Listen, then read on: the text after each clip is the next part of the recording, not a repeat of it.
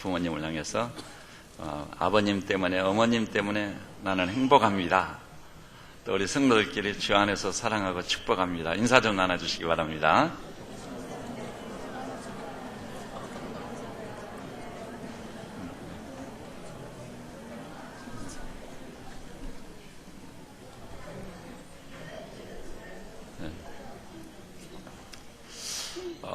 저는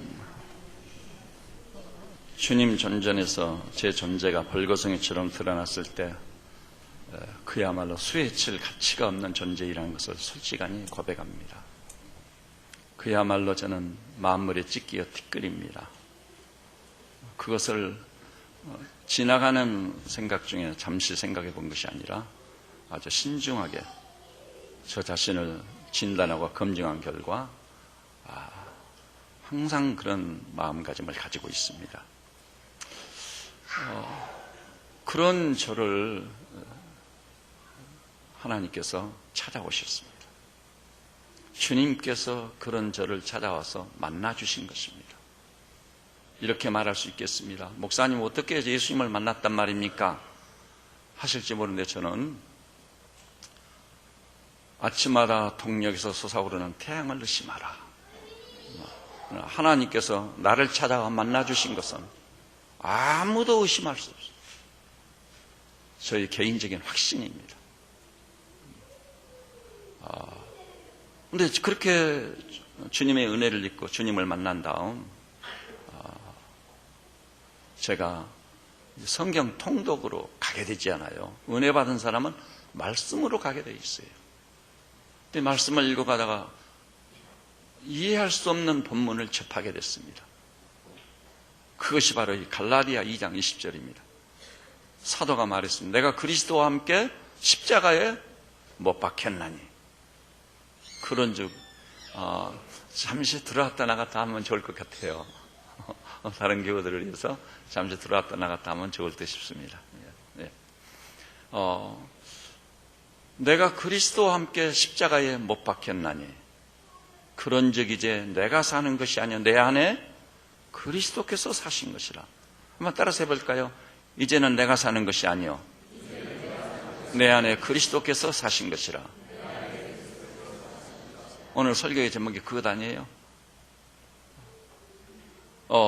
내게 사는 것이 그리스도다. 여러분, 우리 인간은 예외 없이 내 인생 내가 사는 것입니다. 여기는 저도요, 이 사실을 깨닫기 전까지는 내 인생 내가 살았어요. 내 인생 전체에 내가 책임질 것처럼. 내가 예수를 믿고 구원도 받았고 하나님의 자녀라는 놀라운 신분의 변화도 경험했고, 그래서 조금 좀 다른 성도들이 조금 들어갔다 나왔다 했으면 좋을 것 같아요. 우리 액저 그리고 조금 들어갔다 나갔다 해서 조절을 좀 해주세요. 성도들 때문에. 그 아기는요 막 절제할수록 더 그러거든요. 그러니까 좀 들어갔다 나왔다 좀 해서 누가 좀 가셔서 좀 조절을 좀 시켜주세요. 네. 오늘 여기 나오신 분들을 여러분 인생 누가 사시죠? 내가 살지 않아요. 내가 책임을 지고. 저도 외에는 아니었습니다. 그런데 여기서 성경에서 그리스도인을 대표할 만한 사도가 말하기를 이제는 내가 사는 것이 아니라 내 안에 그리스도가 산다. 이게 무슨 말씀이란 말인가? 내 인생 내가 사는 거지. 사실 알고 보면 바울은 굉장히 똑똑한 사람입니다. 바울 신학을 보세요. 바울 서신을 봐보세요. 이 불붙는 논리. 지금까지 사람의 언어로 기록된 책 중에요, 하나님의 말씀이라고 자타가 공인할 만큼 이렇게 불붙는 논리를 가지고 인간 구원의 길을 제시하는 사람 아무도 없어요. 그 어느 종교에도 로마서를 능가할 길은 없습니다. 그 어느 종교에도 에베소서의 심오성을 능가할 만한 글은 없습니다. 제가 단연코 말씀드립니다. 안 보고 말씀드리는 게 아닙니다. 그리고 그는 나면서부터 로마 시민권의 소지자예요. 오늘날 미국 시민권 가진 자보다 훨씬 더 큰 영광입니다. 그리고 그는 가말리엘 문화에 가서 유학한 사람입니다. 또 도덕적으로는 율법의 의로는 흠이 없는 자로다. 여러분, 이런 수준을 가진 사람이 있을까요? 제가 볼 때는 거의 찾아보기 어렵다고 봅니다. 신분상, 그의 도덕성, 그 다음에 그가 세상에서 가지고 있는 이런 소유, 남을 할 데가 없는 사람이에요. 그런 거 어찌 자기 인생을 포기하고 이제는 내가 사는 것이 아니요 내 안에 그리스도께서 사신 것이라.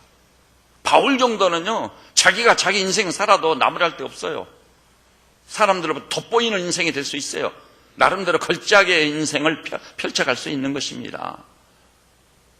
그런데 어찌하여 그런 수준 높은 사람이 이제는 내가 사는 것이 아니고 자기 삶을 포기해버리고 내 안에 그리스도가 산다고 말했을까요? 이 비밀을 깨닫는 게 진정한 그리스도인의 기름을 아시기를 주님의 이름으로 축복합니다. 우리 시대가 직면한 문제는 동시대를 사는 하나님의 사람들이라는 우리가 이제는 내가 사는 것이 아니요 내 안에 그리스도가 산다는 이 놀라운 진리와 마주하지 못하고 그와 같은 실제적인 실천적 삶을 살지 못하는 데 이유는 오히려 그리스도인들이 적지 않은 경우에 거침돌이 됩니다. 장애물로 작용하고 있습니다. 아닙니다.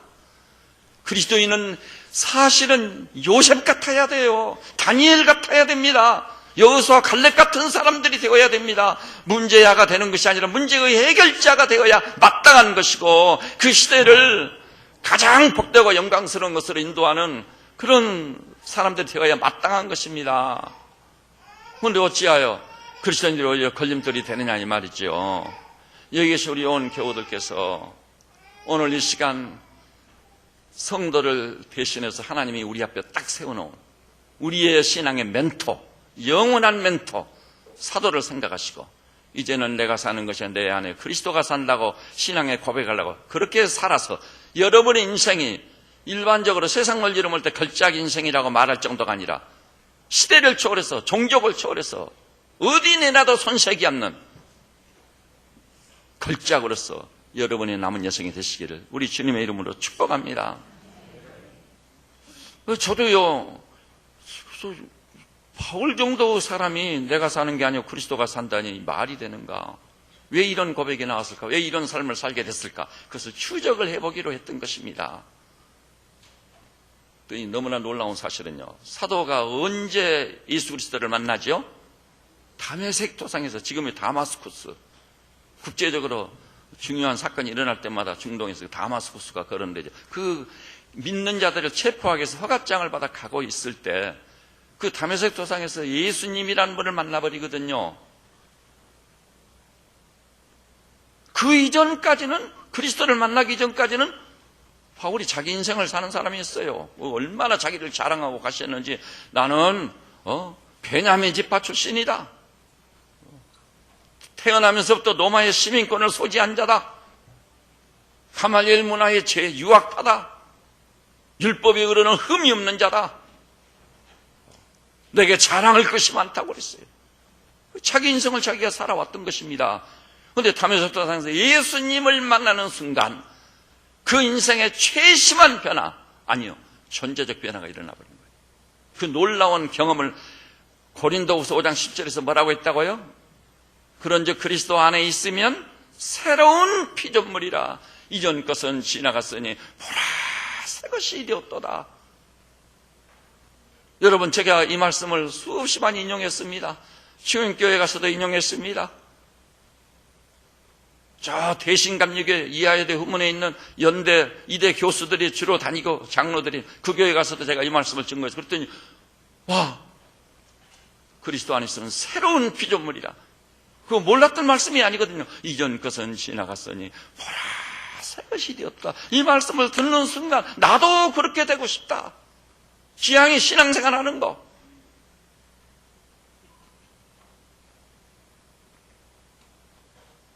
그 다메섹 도상에서 예수님을 만나는 순간 어떻게 만났죠? 믿는 자들을 체포하기 위해서 허가장을 받아 가고 있는데 갑자기 정오의 해같이 강한 빛이 그를 내리쬐입니다. 그때 거꾸러지면서 주여 니십니까? 사울아 사울아 내가 어찌하여 나를 핍박하느냐? 나는 내가 핍박하는 나사렛 예수라. 거기서 부활의 주님을 만나게 되어버립니다.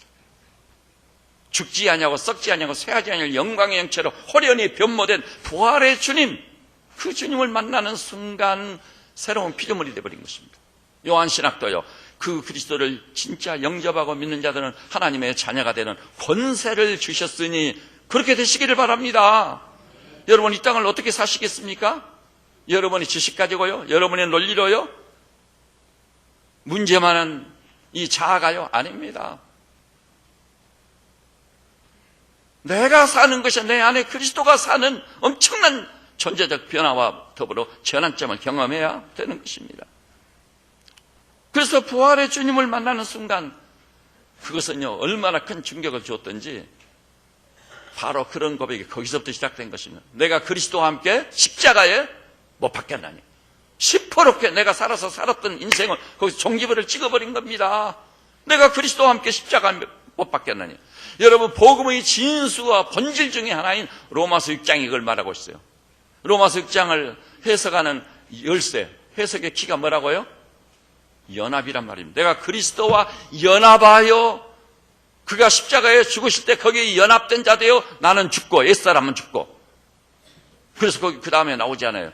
우리의 옛사람이 십자가에 못 박혀는 옛사람이 끝장나버린 겁니다. 이 문제 많은 옛사람. 여러분, 사실은 문제하지만 사실은 누가 문제하죠? 내가 문제예요. 모두에서 제가 말씀드렸잖아요. 목사지만은요, 벌거숭이처럼 제 자신이 드러난다면 이 만물이 찢기가 티끌입니다. 정말 생각하는 게 죄요, 입술의 말이 죄요, 죄질 기회만 노리고 있는 자라고까지 말할 수 있어요. 그러니까 성경도 만물보다 거짓되고 부패한 건 사람의 마음이라 누가 이를 알리오마는 하나님은 심사를 통촉하고 폐부를 시험하여 각각 그 행위대로 보응하시나니. 이 하나님의 말씀을 피해갈 수 있는 사람이 있습니까? 그런데 바울 같은 걸출한 인물이지만 부활의 주님을 만나는 순간 그 충격은 엄청났어요. 유한이 무한을 만난 겁니다. 인간이 하나님을 만나버린 겁니다. 무덤을 향해 가다가 다시 사신 영광경이신 부활의 주님을 만나버린 겁니다. 그 순간 내가 그리스도와 함께 십자가에 못 박혔다. 옛사람은 끝장나버렸습니다. 그리고 그때부터 바울은 이제는 내가 사는 것이 아니라 내 안에 그리스도께서 사신 것이라. 그것이 최고의 삶이라는 걸 확실히 알게 돼버렸습니다. 그거 딱 보는 순간, 아는 순간 이제는 내가 사는 게 아니에요. 내 안에 그리스도가 사는 거예요. 그리스도가 마음으로 생각하고 말을 낮추면 그리스도로 말하고. 그래서 바울은 이렇게까지 말하죠. 내가 너희에게 전한 말을 사람의 말로 받지 아니하고 하나님의 말씀으로 받았으니 잘하였도다. 감히 자기가 말하면서 하나님이 말하는 것을 받은 것을 잘했다고 말이죠. 그런 수준을 살았던 것입니다. 자아는 파싹 깨져버렸습니다. 그때부터 자신의 인생 자신이 사는 게 아니에요. 그리스도가 자신의 인생을 대신 살아주신다고 말할 정도예요. 스타일은 그대로 있어요. 개성은 그대로 있어요. 그럼에도 불구하고 내가 사는 게 아니라 그리스도가 삽니다. 그래서 옛사람은 십자가에 못 박혔고 그 말씀을 거듭거듭 하고 있는 것입니다. 여러분, 그렇게 해서 내 안에 그리스도가 살기 시작하면은요, 내 인생은 내 인생인데 분명히 그리스도께서 내 인생을 살아주신다고 말하는 수준과 차원으로 신앙이 올라가면은 내게는 엄청난 변화가 일어나는 것입니다. 내 능력으로, 내 지식으로, 내 노력으로 할 수 없는 놀라운 일이 그리스도로 말미암아 이루어지는 거예요. 그래서 바울은요, 그 전도자로 살면서 수없이 엄청난 위기나 어려움을 겪었지만 뭐라고 하죠? 이 모든 일에 그리스도 예수로, 역시 그리스도예요. 그리스도 예수로 말미암아 이 모든 일에 우리가 넉넉히 이기는지라. 그런 분들이 되시기를 우리 주님의 이름으로 축복합니다. 근데 이것을요, 순서적으로 단계적으로 설명할 필요가 있어요. 그래야 분별력이 생깁니다. 첫째는 뭐죠? 예수 그리스도를 구세주로 믿는 믿음의 단계입니다. 믿음의 단계. 여러분이나 저도 그 과정과 그 단계를 지나고 있는 중입니다. 내가 죄인인지 전혀 몰랐거든요. 근데 성령님이 나를 조명해 주시니까 바울 같은 의인도 내가 죄인 중에 괴수로다. 오호라, 나는 공고한 사람이로다. 이 사망의 몸에서 누가 나를 건지랴. 대선지 이사야도 화로다, 나여 망하게 되었도다. 나는 입술이 부정한 자입니다. 그럴 수밖에 없는 거예요. 그러면 허물과 죄로 죽은 나를 어떻게 살릴 수 있을까? 구원의 문제가 나오는 거예요. 더욱이 여러분 아다시피요, 로마서에 보니까 죄의 결과에 대해서 하나님께서 말씀을 통해 엄밀하게 선포했어요. 뭐라? 죄의 삭은 뭐라고요? 사망입니다. 사망입니다. 그래서 어떻게 하면은 사망의 몸이 죄로 허물로 얼룩진 이자가 구원받을 수 있을까? 제법 내가 그래도 남 못할 일 안 시키고 그래도 의롭게 살았다고요? 주님 말씀 앞에 서니까 벌거숭이처럼 내가 드러나는데 간음하지 말라 하는 말을 너희가 들었느냐? 나는 너희에게 말한다. 이 여자를 보고 음욕을 품는 자마다 이미 간음했느니라. 오 주님, 그렇습니다. 살인하지 말라 하는 말을 너희가 들었느냐? 나는 너희에게 말한다. 형제를 보고 미워하는 자마다 이미 살인했느니라. 하나님의 기준에는 미달된 존재, 어쩔 수가 없어요. 그러니 이 허물과 죄로 얼룩진 내가 어떻게 하면 살 수 있을까? 가공할 만한 저 죄의 결과인 사망으로부터 내가 어떻게 하면 구원을 받을 수 있을까 했을 때 십자가가 그때 내게 다가오는 것입니다. 십자가에서 흘러내리는 보배로운 피가 발끝부터 머리가 나를 씻어내리는데, 오라 우리가 서로 변론하자. 너희 죄가 주홍 같을지라도 양털처럼 휘어질 것이요 진홍같이 붉을지라도 흰눈처럼 휘어질 것이라. 할렐루야. 그래서 바울 같은 사람도요, 내가 십자가 외에는 자랑할 것이 없노라. 내가 너희 가운데서 예수 그리스도와 그의 십자가에 못 박힌 것 외에는 아무것도 알지 않기로 작정하였노라. 그리고 주님의 부활이 믿어지는 순간 그리스도께서 나를 위하여 부활의 첫 열매가 되셨으니 나 또한 죽지 않고 썩지 아니하고 쇠하지 아니할 영광의 형체로 호련히 표모될 산 소망을 이룰 자로 영광 중에 살고 있다는 것이 믿어지는 순간 우리는 얼마나 복된 존재가 되는 것입니까? 이게 믿어지는 순간이에요. 기독교는요, 따라서 합시다. 기독교는 내가 믿는 종교가 아니라 믿어지는 종교다. 하나님의 은혜입니다. 그러니까 에베소 1장에 은혜의 영광을 찬미하게 하려 합니다. 그것이 기독교 본질입니다. 그 믿음이에요, 믿음. 그래서 예수 그리스도만이 유일한 구원자라는 것이 확실히 믿습니다. 그 믿음을 꽉 붙잡습니다. 그런데요, 그 믿음에만 머물면 안 됩니다, 여러분. 하나님께서 우리를 부르신 것은요, 그 믿음의 수준까지 부르신 것이 아니에요. 계속편이라는 게 있지 않습니까? 두 번째는 뭘까요? 그 주님과 이제 교제를 나누는 거예요. 제가 예수님을 처음 만나가지고 얼마 안 돼가지고, 그 요즘은 그와 같은 복음성가가 사라져버렸어요. 하도 많이 불러가지고 목이 터져라고 부르고 다녀가지고 막 신이 나가지고 우리 형제자매들하고 뭐 거리간 댄스를 할 만큼, 저는 정말 흉가는 완전히 거리가 먼 사람입니다. 흉내를 냈다면 여러분이 차마 볼 수가 없는 사람입니다. 진짜 그럽니다. 그런데 우리 형제자매들 어울려서요, 저 공주에 있는 공수산선 그 정상에 올라가가지고 금강을 내려다보면서 공주 4대, 공주 8대, 공주 간호전문대단 형제자매들하고 그 엄청난 찬송인데 내리에서 사라진 일이었거든요. 그 찬송이 뭔 줄 아세요? 나는야 친구 대신 하나님과 푸른 초장 한없이 거니네 손을 잡고 기쁨을 나누면서 단둘이서 한없이 거니네 손을 잡고 기쁨을 나누면서 단둘이서 한없이 거니네. 노래를 정말 잘했으면 여러분이 감동을 먹었을 텐데 노래를 너무나 못해가지고요. 그 친구 되신 주님과 손을 잡고 푸른 초장 한없이 거닌다는 주님과의 교제가 있는 거예요. 교제. 여러분, 제가 최근에 누차에 코멘트 했었죠. 지금까지 정신의학이나요 상담학은 그 비밀을 몰랐어요. 이제 와서사, 그것도 정신분석가인 이무석 장로, 그 이무석 박사가 저기 아침마당에 나와가지고 부부끼리는 어떻게 살아요? 친밀감이 중요하다. 친밀감 없는 부부, 가정천국을 이룬다는 건 불가능한 일입니다. 부부라도요, 친밀감이 있어야 돼요. 친밀감. 자기 속내를 다 털어놓고 모든 문제를 서로 의논하고, 그리고 손을 잡고 푸른 초장 주님과 더불어 함께 거닐 만한 교제가 있어야 돼요. 우리 주님이요, 원래 가정을 세울 때 창세기에 보니까 뭐라고 그랬죠?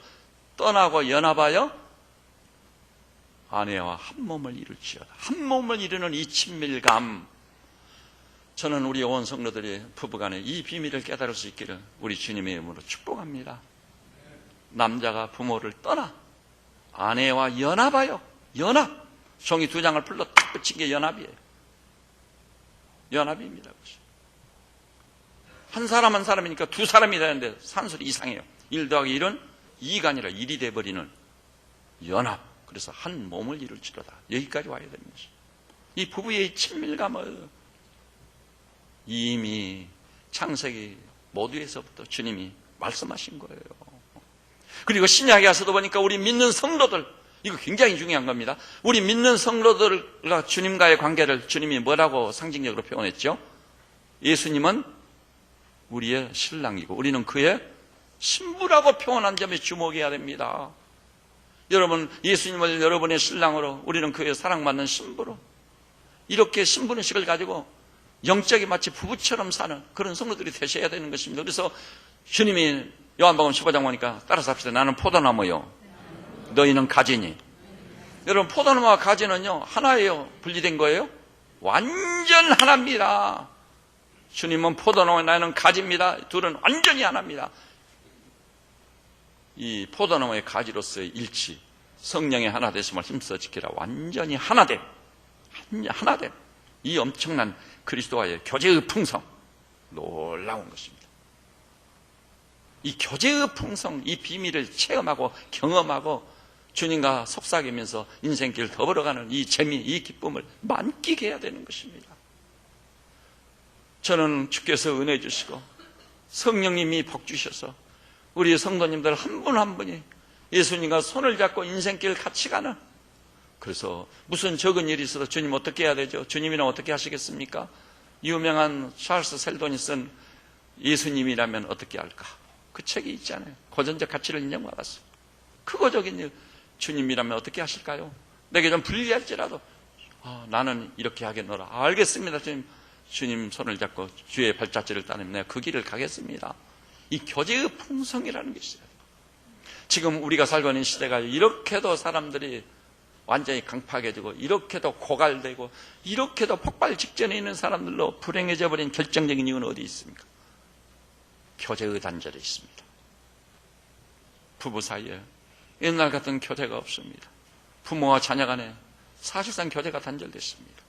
이제 우정이라는 교제도 없어져 버렸어요. 현실만이 있습니다. 물질만이 있습니다. 기브 앤드 테이크 정도만 지켜도 굉장해요. 근데 이제는 기브 앤드 테이크도 이루어지지 않아요. 교제의 단절은 얼마나 치명적인 것인지, 그것을 깊이 이해해서 바로 이 시간부터 부부 사이에, 부모와 자녀 사이에, 우리 형제자매들끼리, 특별히 주 예수 그리스도와 나 사이에 엄청난 교제의 풍성이 시작되시기를 우리 주님의 이름으로 축원합니다. 한번 그렇게 해보십시오. 그냥 그 단계를 지나야만이 내게 사는 것이 그리스도라는 고백이 나오게 되는 거예요. 그렇지 않으면요, 이제는 내가 사는 건 내 안에 그리스도가 산다는 말이 나올 수가 없어요. 불가능하게 생각되시죠? 그다음에 세 번째는요, 신앙의 완성 단계가 있습니다. 그것은 뭘까요? 예수님을 따라가는 단계입니다. 따라가는, 그의 발자취를 따라가는 단계. 대부분 사람들이 주님과 아기자기한 교제를 나누는 데까지는 옵니다. 거기까지는 오는 사람들이 적지 않아요. 근데요, 그리스도의 발자취를 따라가는데 이 지점에서요 물러서고맙니다. 왜 그럴까요? 주님을 따라가다가는 이거 안 될 것 같거든요. 내 지혜로 판단해 볼 때 문제가 클 것 같아요. 근데 여러분, 요한복음 10장에 주님이 말씀했습니다. 주님과 우리의 관계를 가장 서정적으로 또 목가적으로 표현한 위대한 표현이네요. 주님이 자기를 뭐라고요? 나는 너희의 목자다. 우리를 향해서, 믿는 우리 성도를 향해 뭐라고요? 너희는 내 사랑하는 양이다. 목자와 양의 관계. 따라서 합시다. 주님과 나와의 관계는 목자와 양의 관계다. 정말 그렇습니다. 목자와 양의 관계. 요한복음 10장에 보니까 우리 주님께서요, 양 우리 앞에 와가지고 아침이면은 각각 그 이름을 불러낸다고 그랬어요. 이 세상에 이렇게 많은 사람이 있는데요, 천중하나 만중하나 지명하여 우리를 불러내신 것을 믿으시기를 바랍니다. 지명하여 불러냈습니다. 그리고 양들을 다 불러낸 다음 사실 여러분이 여기 와 있다는 것 자체가 주님이 여러분을 불러냈다는 증거인 줄 믿으시기를 바랍니다. 믿는 자는 복이 있을지어다. 주님이 천중하나 만중하나 나를 지명하여 불렀구나. 불러냈습니다. 다 불러낸다고 어떻게 하신다고 그랬죠? 목자가 앞서 간다고 했습니다. 그러면 양들은 목자의 음성을 아는 거로 따라가느니라. 따라서 합시다. 양들은 목자의 음성을 아는 거로 따라가느니라. 여러분, 주님의 양이란 결정적인 특징은 첫째는 목자의 음성을 듣습니다. 구별해서 알아요. 그래서 다른 사람이 부르면은요, 타인이 부를 때는 목자의 음성이 아닌 거로 도망가 버린다고 그랬어요. 우리 주님의 음성을 우리가 듣지 않습니까? 그 다음에 양의 가장 큰 특징은 앞장서 가시는 목자의 뒤를 따라간다고 그랬어요. 따라가느니라. 혹시는 따라가다가요, 시편 23편이 잘 보여지고 있죠. 푸른 초장 실만한 물가, 목가적인 풍경이 나를 기다리고 있는 건 사실이에요. 대부분의 경우 그래요. 그런데도 불구하고 뭐가 나오죠? 그 다음에 내가 비록 사망의 음침한 골짜기로 다닐지라도, 무슨 이유인지 주님의 이유가 있어요. 푸른 초장 실만한 물가를 벗어나가지고 사망의 음침한 계곡을 지나게 하시는 일이 있다 이 말입니다. 그 이유는 그리스도 예수만이 정확히 알아요. 그의 양들은 그러나 알고 있습니다. 욥의 고난을 알고 있습니다. 요셉이 왜 노예가 됐고 왜 죄수가 됐을까? 요셉은 알았습니다. 그것을 알고 그 고난을 잘 통과하면서 자신을 던져 연단과 훈련이 딱 되어졌을 때 하루아침에 변신을 해가지고 당대의 세계를 지배하는 에집트의 총리가 된 것을 믿으시기를 바랍니다. 따라갈 때 내가 연단과 훈련을 받아 내가 세워지는 거예요. 저 용광로에서 오랫동안 달구어진, 그리고 망치로 많이 두들겨진 사나야만이 쓸모있는 연장이 된다는 것을 아셔야 됩니다. 이번에 총리 후보로 오른 분이 그 얘기했어요. 이 6.25라든 일제차에 신음한 거, 이게 다 하나님의 뜻이다고. 근데 그 배운 문맥을 보면 하나님께서 우리 한국 민족을 너무나 사랑하시기 때문에 그 훈련과 연단을 통과해서 우리를 쓸만한 종족으로, 민족으로 세워가신다는 뜻이었던 것입니다. 여러분이 그 영상을 보면 틀림없는 사실이에요. 그래서 그것을 본 서울대 명예교수 이인호 교수, 저 러시아 김대중 대통령 시절인가 노 대통령 시절인가 저기 러시아 대사도 지냈잖아요. 그 명예교수가 글을 썼어요. 그번 영상을 1시간 5분짜리 걸 다 자기가 보았는데 정말 자기는 기독교인이 아니지만 진짜 충정 어린 훌륭한 애국자였다. 우리 조국과 민족을 진정 사랑하는 사람이라고 평가했던 것입니다. 우리 조국과 민족이 공동직책을 볼 때도요, 우리에게 고난이 있습니다. 견딜 수 없는 고난이, 욥의 고난을 통과한 거예요. 그것은 하나님이 우리를 사랑하셔서 우리를 쓰시려고 작정을 하셨기 때문에 이렇게 훈련 저렇게 훈련시켜서 우리를 세워가시는 줄 믿으시기를 바랍니다. 여러분, 정말 놀라운 일이에요. 저 유명한 시선 괴테도 말했습니다. 눈물 섞인 빵을 먹어보지 않고는 인생을 논하지 말지어다. 고난당한 형제자매들 있습니까? 불평하고 원망하지 마십시오. 감사함으로 여러분 자신을 던져 잘 훌륭한 연단이 되면 밤이 지나갑니다. 터널이 지나갑니다. 눈물 섞인 빵을 먹어봐야 인생을 논하게 되는 거예요. 그렇게 해서 내가 쓰면 여러분이요, 아들, 딸 선물로 받았는데 학교 보냅니다. 아이고, 저 어린 것을 어떻게 보내느냐. 아침에 출근할 때 막 가방도 들어다주고, 끝날 무렵 가가지고 차로 실어오고, 숙제가 뭐 있느냐. 이런 숙제로. 어린 것이 그거 아니라 힘들게 내가 해주마. 그럼 그 아이 뭐가 되겠어? 그 사랑입니까? 그 사랑 아닌 거예요. 숙제는 네가 해야 되는 것이 맞다.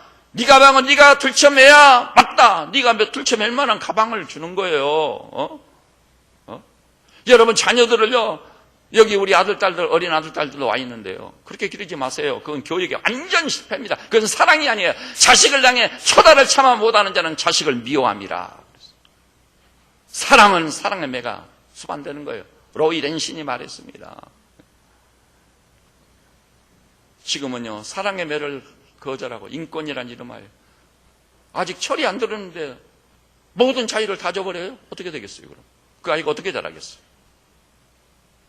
걸작으로서 어린 나무 때부터 철사로 간 거 전지해주고 해서 다 작품으로 이런 게 분재라는 게 있지, 분재. 작품이 안 나오는 거예요. 작품을 나오기 위해서는 아프지만 자를 거 잘라주고, 감을 거 감아주고, 전제를 해주고. 오늘 여기 나오신 사랑하는 교우들이시죠. 그래서 우리가 그런 사망의 은총한 계곡을 지난 일이 있을지라도 우리의 목자 되신 주님의 발자취를 따라가는 거. 그러면 목자 되신 그분이요, 우리를 지키시고 인도하시며 일마다 때마다 도우시고 감당할 만한 세임 주시고 승리하게 하실 줄 믿습니다. 그러니까 바울도 이 모든 일에 그리스도 예수로 말미암아 넉넉히 이기느니라. 이렇게 예수님을 따라가는 데까지 갔을 때 비로소 이제는 내가 사는 것이 아니라 내 안에 그리스도가 산다고 말할 수 있는 것입니다. 그렇게 되시기를 우리 주님의 이름으로 축복합니다. 따라서 합시다. 내게 사는 것이 그리스도니, 내게 사는 것이 그리스도다 보니까 죽는 것도 유익함이라. 죽음이고 삶이고 그것을 이미 초월한 사람이 되어버린 거예요. 그리스도인들은 그 수준으로 올라가야 맞습니다. 이렇게 될 때 정말 주님을 제대로 믿고 주님과 손을 잡고 푸른 지장 거닐면서 사랑을 나누는 교제의 풍성, 그리고 내게 불리할지라도 목자장 되신 그분의 발자취를 따라가는 양으로서의 충실한 삶, 이것을 살아서 이제는 내가 사는 것이 아닌 내 안에 그리스도가 산다고 말하게 됐을 때 내 인생은 내가 책임지는 절작이 되는 것이 아니라 그리스도 예수께서 책임지고 그리스도 예수께서 복을 주시는 인생의 걸작이 빚어질 줄로 믿으시기를 우리 주님의 이름으로 축원합니다. 그렇게 저는 여기 나오는 우리 모든 성도님들과 사랑하는 우리 아들, 딸들이 이 시대의 요셉같이, 다니엘같이, 여호수아, 갈렙같이 기드온의 300채는 신앙의 장부들로 영광 중에 세워져서 이 시대를 책임지고 통일조국을 책임지고 글로벌 시대, 주님이 오실 날에 가까운 이때 오실 주님을 맞이하는 영광들이 있으시기를 우리 주님의 이름으로 축복합니다. 기도하십시다. 참, 이 시간에 기도는요, 제가 이따가 하기로 하고, 이 시간에 우리 신성호 장로님이 우리 교회 재정위원장이십니다. 그래서, 제가, 없을 때 또 장로님들이 모여가지고 심사숙고를 해가지고, 교회를 위해서 시설헌금을 좀 해야 되겠다. 이런, 회의를 하시고 결정을 내리시고, 그래가지고 그 중요한 그런 오늘 내용을 좀 발표해 주시겠습니다. 장로님 나오시죠. 예. 우리 장로님이 재정위원장이라는 이름 아래 무거운 짐을 졌는데 한번 박수로 한번 맞이합시다. 네. 여러분은 유인물을 다 내서 준비해 주세요. 저 위에 마이크 좀 가동해 주시고요. 네, 재정위원장 신성호입니다. 저희들이 교회가 좀 오래되면서 여러 가지 시설 보완 문제가 있어서 했는데, 목사님께서 그 목회 서신을 쓰셨는데 목회 서신을 보시고 같이 한번